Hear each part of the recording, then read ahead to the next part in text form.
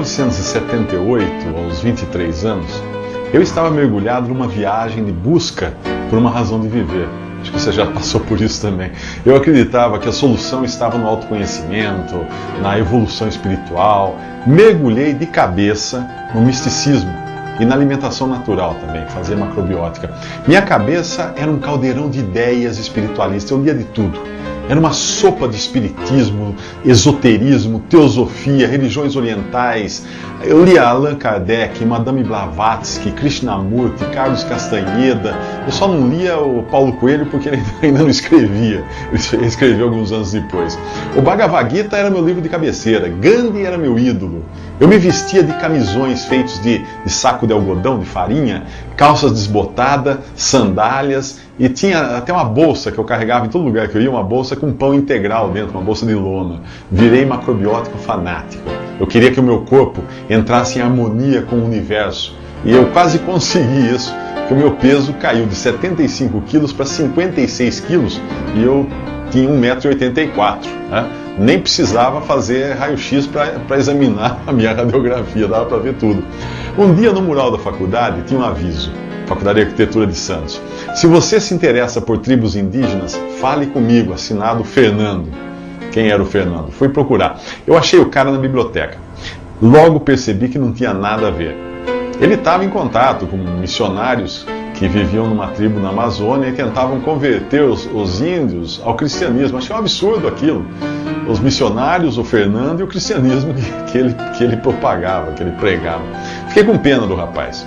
Ele acreditava que a Bíblia era a palavra de Deus, que eu era pecador, perdido, precisava de um Salvador. Dizia que Jesus me amava, tinha morrido na cruz para pagar os meus pecados, que ressuscitou 3 dias depois, e que se eu cresce em Jesus, o Fernando dizia, eu seria perdoado dos meus pecados e receberia a salvação eterna. Bom, toda aquela história, eu fiquei com pena dele e tentei mostrar que a Bíblia estava cheia de erros, tinha sido adulterada por judeus e católicos ao longo dos séculos.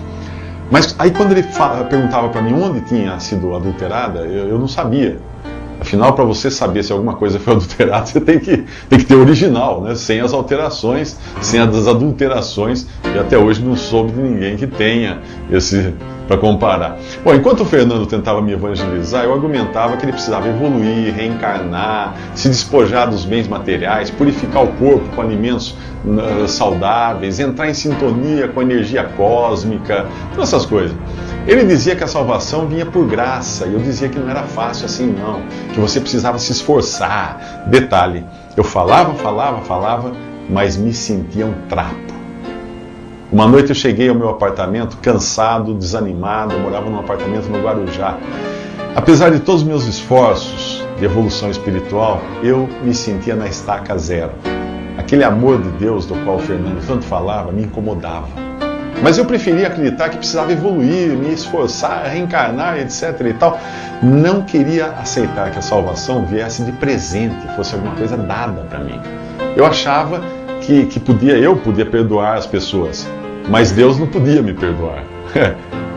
Para isso eu precisaria merecer o perdão. Bom, naquela noite me revoltei contra Deus e desafiei a Deus a provar que a Bíblia era verdade. Falei com ele, bravo assim. Peguei uma Bíblia que eu tinha lá em casa, no meu apartamento, abri a esmo, estava sozinho, caiu no capítulo 38 de Jó, onde Deus dá a maior dura, passa o maior sabão em Jó, por se achar entendido, por se achar. Depois daquela, achei melhor dormir. Um dia, passaram alguns dias, eu entrei numa livraria, lá no Guarujá, para comprar um livro. Saí com 2. O segundo era A Agonia do Grande Planeta Terra, de Hal Lindsey, que falava de profecias bíblicas. Eu li de um fôlego só. E aos poucos eu fui entendendo que era realmente um pecador perdido.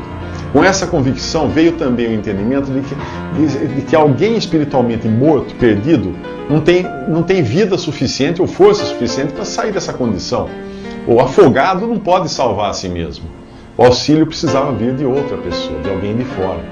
Eu entendi também que Jesus tinha resolvido a questão dos meus pecados na cruz, que Ele tinha morrido no meu lugar, que Ele tinha me substituído.